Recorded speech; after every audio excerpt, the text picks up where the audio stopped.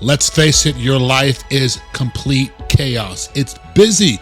Things are going on. So how can you invest in your relationship and the things that matter? In today's episode, we are going to give you an amazing tip that's going to help you invest in the things that matter. Most importantly, it's your relationship. Find out what that one thing is coming up right now. Welcome back to the Home to Haven podcast. This week's episode, we are so thrilled you are here, excited for you to join us. It is your home for faith-filled content that helps you communicate in your relationship. We are the Turners. We're married and growing in communication. So if you're listening to this podcast, give us a rank, a rate, and review. Helps push the podcast out to other people find it. If you're on YouTube and you get anything from today's episode, just don't forget to take literally a second, hit that thumbs up and subscribe. We would greatly appreciate it. What's going on with you today? How are you? We're getting through August. Lots going on. Getting through August, meaning the month is getting closer to the end. A lot of stuff goes on in August. Kids are back to school and busy schedules gearing up for soccer starting soon. So, oh gosh, that is right. Just getting all the calendar items in order and, getting mentally prepared for the busy season that we have. Yeah, we took a year off of soccer and they did swim. Yes, they did swim. Now we're going to do soccer again. They've been doing it since they were, 3? Yes. Jaden did a little bit more than Adley, but they've done it for a few seasons. So we're going to jump back in for fall season. We're going to jump back into it for the fall. Now we've got a rehearsal or practice night, and then we have a game day. Yes. So we went from once a week. We just used to have Saturday practice, game right after. It was great. And so now they've leveled up. And so we're going to twice a week. So we'll see how that goes. 8 weeks of it and working around homework and all of that stuff. So we're going to make that adjustment. See how it goes and take it step by step. So life is busy.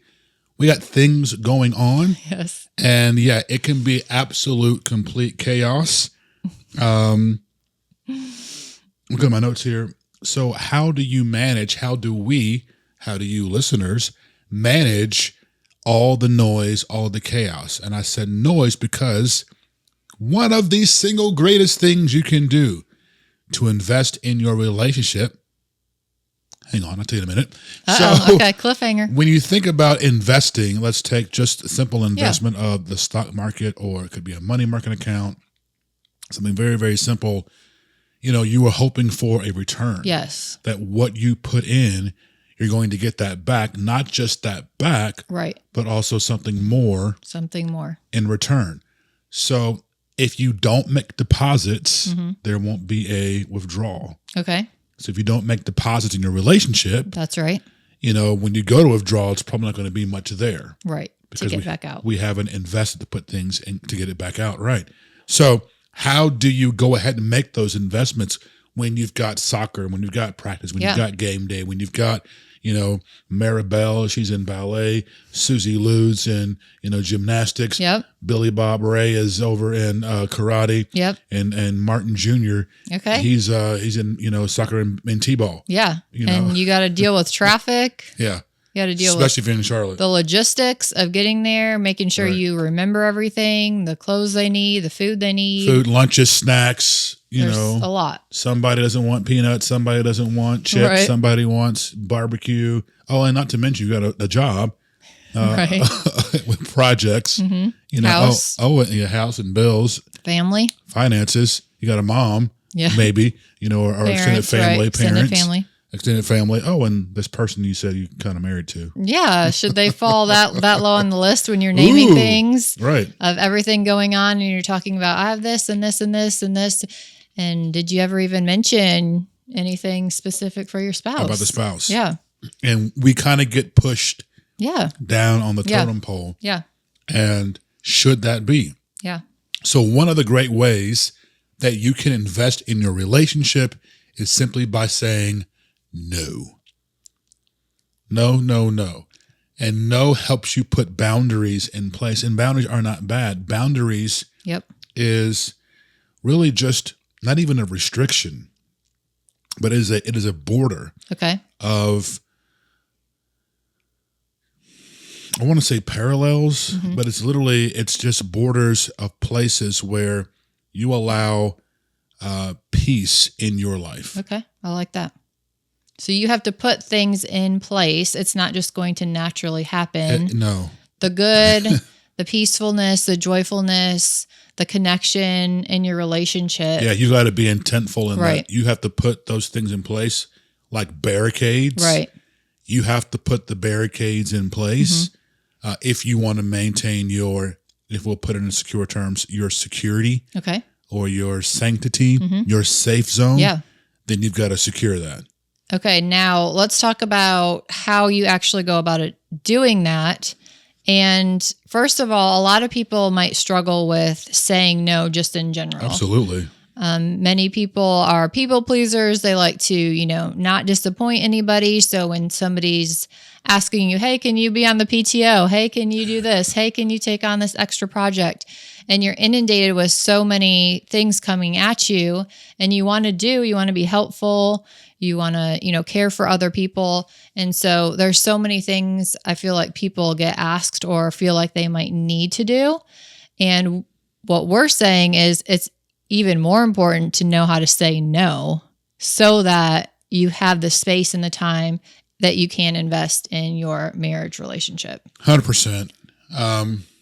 It's one of the things that I've been guilty of is the people pleasing. I am a servant by nature. You want to please, you want to help. But what I've found is a lot of times, first of all, you're giving and you don't get anything in return from those people. You're pouring out and is anything getting poured back into you. And so you're not getting a return on an investment. Okay. So you're like, why am I tired? Or,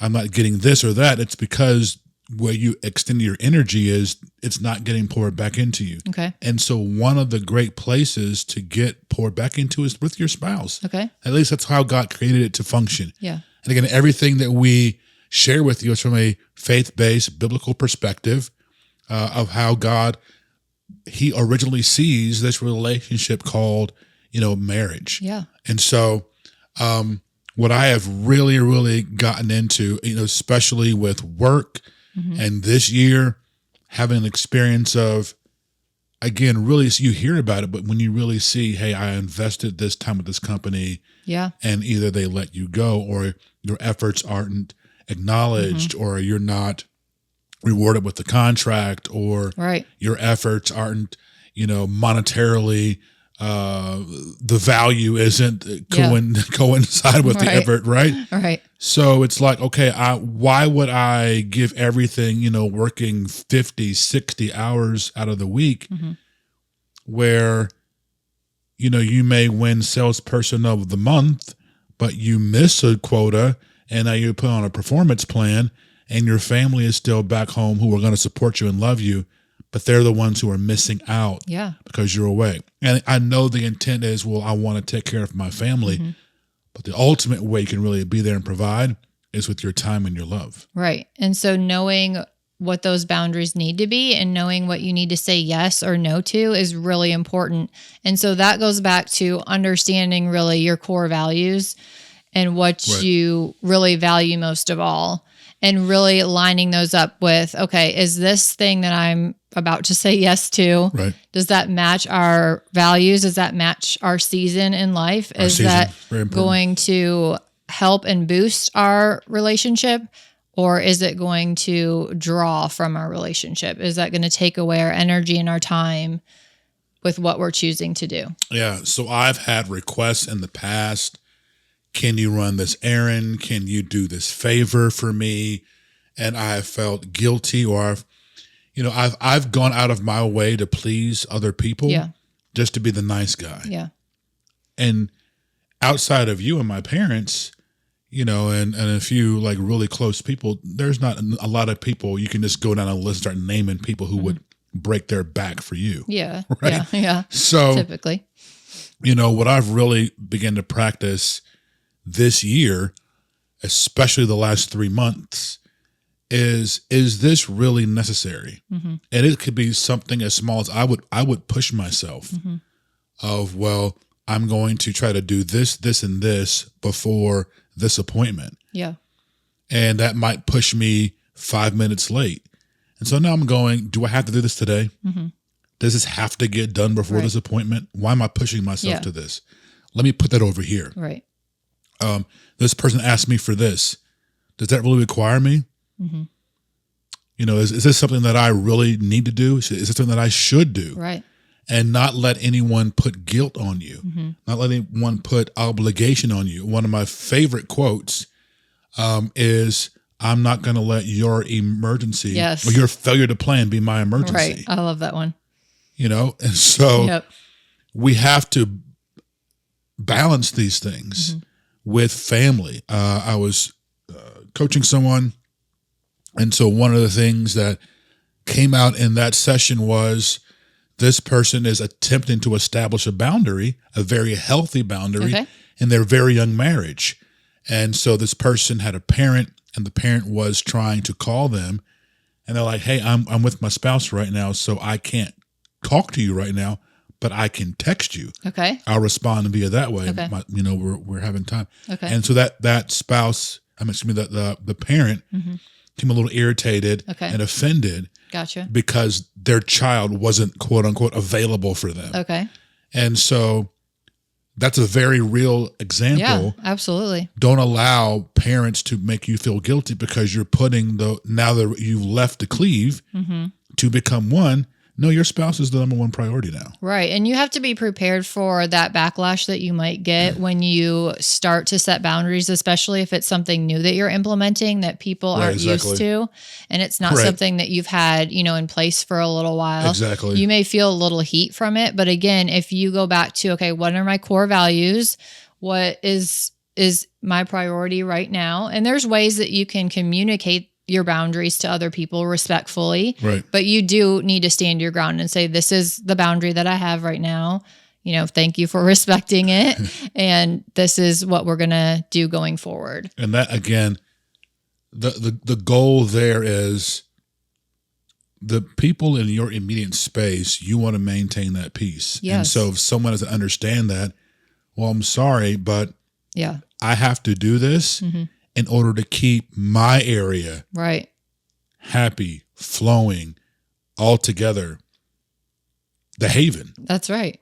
And so that's what you have to do, and then you have to maintain that. Remember, if you are getting anything from this episode today, give it a thumbs up, like, and subscribe, rate, and review the podcast. We would really, really appreciate it.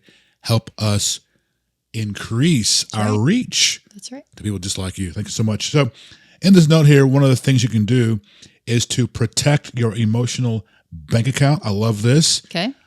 How saying yes too much can lead to burnout. Hello. Anybody experience that? Absolutely. Put in the comments. Resentment. Anybody guilty of that? Hello. I've been guilty of that.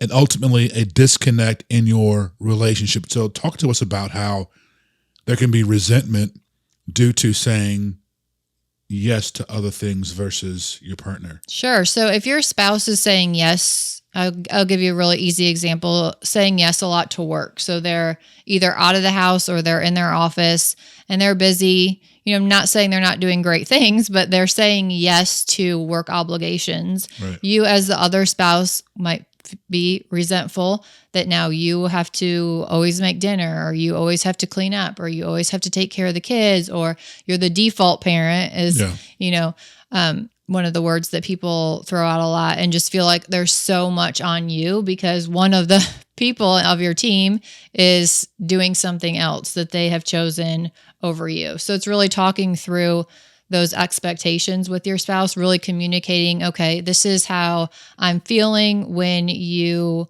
prioritize this. Can we work towards balancing that out or changing, our boundaries in such a way? And notice how you're phrasing that, not you're working so much, you'll never put me first. We're blaming and we're putting accusatory statements. Hey, I feel this way when this takes place. If you could spend then, if this, then that. Yes. Right. So work on, and we have gone through that in some previous podcasts, We also teach this, but work on using those I language statements and practice, even before you communicate it, practice your speech, practice your conversation, because you want it to be understood. You want it to be received. And again, ultimately, you both are supposed to be working towards one goal, one common goal, and that is your relationship. Right. Work through what you want to say so you know what you're meaning to say, right? When you get it out, and then ask them to clarify. You know, we talk a lot about going back and forth. So, you know, I heard you say this. Is this what you meant? Sure. Type of thing. And really working towards the fact, and just as a reminder that your spouse really does deserve the best parts of you and not always the last, you know, after you've done everything else on the checklist. Exactly.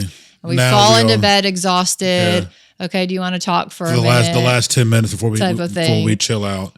And while you're talking, you're scrolling Instagram, right? Right. And so it's going to over time build resentment. It's kind of like you're eating junk food instead of putting in the vegetables, right? So yeah, you can last a little while on potato chips and ice cream. Yeah. But probably, you know, a month into that sucker, you're going to start feeling less tired, less energetic, less motivated. Otherwise, because you're not getting the nutrients you need from the good food. Same thing for your relationship. You got to invest, put in the time and the effort. And the only way that can take place is you have to be intentional. And we keep using the word intent because it takes intentional effort. You have to be zealous. Yes. Right? Yes. Yes. To protect, you know, the whole, we must protect this house, right? So you've got to protect your house. Number one, the enemy does not want your relationship to succeed. He hates marriage because it's great, right? Amen. So he does not want you to experience the joy and the fruitfulness of marriage. So you really have to be vigilant. The scripture tells us to be sober, be vigilant. Why? Because your adversary, he's looking for the one he can destroy, for the family he can destroy. So one of the things we always try to do is we try to challenge you, if not every episode, at least every few episodes with the challenge. So I would challenge you to take some time. If you can't start out every day, start out once a week of depugging. Yeah. So one of the things that, you know, we try to institute is on Sundays at 7:00, it's deplug. We're not doing laundry. We're not doing charts. We're not doing bills. Anything. We're not Sunday at 7. It's chill from 7 to 9. Cause typically we're trying to be in bed by 9:30, 10, but at least for 3 hours out of the week, that is do nothing time. Right. Right. A good time to refresh. And also if you know, okay, this is, again, we're saying no to other things, right? And we're setting the boundary. This is what we're going to do. We're going to stick with it. And you actually have to do what you plan to do, right? But we know, hey, don't forget Sunday at 7. And we're like, yes, got it. Get what you needed to get done beforehand. And so it's kind of an ongoing weekly thing. We know to expect it. We know that we're investing in our marriage because we're getting things out of it, right? We're putting in that specific boundary. We're saying no. And in return, we're getting fruit from that. Date night, right? At least minimum once a week. And again, once a month. Some people like to do once a week, but we do at least twice a month. So we know for us, well, once a week is kind of unrealistic for us at this season of our lives, right? So for us, a minimum of once a month. We try to do more than once a month. You know, sometimes we do, sometimes we can't do it. But the bare minimum is once a month, a uninterrupted, 3-4 hour time of just Jennifer and Terrell time, right? And so that is a boundary that we've put in, and we have to do that. And it's something that we choose to do to invest. Why? In the longevity of our relationship. So if your relationship isn't where you'd like it to be today, it's okay. Yeah. It can be turned around. Begin to take little steps, just like finances, right? Yes. There's no situation that's unfixable, unredeemable, but you have to start taking little steps to get to where you want to be. And this is one of them. It's a major one, to start saying no. And maybe it's not a complete turn off. We're not saying lock yourself away from friends or, tell mom and dad bye and never see them again. Yeah. Neglect the kids. Don't clean your house. Yes. It's not what we're saying. Right. What we're saying is prioritize and don't overextend yourself because you want to help, because you're trying to get everything else done. Don't let that take you away from Yes. the one thing that's needful. Yes, absolutely. Love that. All right. So if you got anything from today's episode, we hope you did, that it gave you a little bit of answers. Feel free to let us know. You can drop us a comment, DM us anywhere on social media. It is at Oakhaven Company. And also as well, the email is hi at oakhavencompany.com. That's right. Now, upcoming in a couple weeks in September, we're also running our relationship challenge, which is perfect for what we were talking about this episode. Yeah. So you need to grab that when it opens in September. And it will just be a quick, actionable step that you can do every day for the month of September. Now, these things are going to take you 5-10 minutes max. Right. But it's something that you can do to pour into your relationship. You can improve your communication. You can prioritize your spouse. Absolutely. And you can learn to put the important things at the top of your to-do list. So definitely check out that relationship challenge. Exactly. Sorry about that. That's what we're here for. We're here to give you actionable steps to actually put these things into practice, because yes, it can be done. It will be done. You can enjoy life and see good days. That is the promise for you. Thanks so much for joining us and for listening. We look forward to seeing you next week. And remember that wisdom builds the house.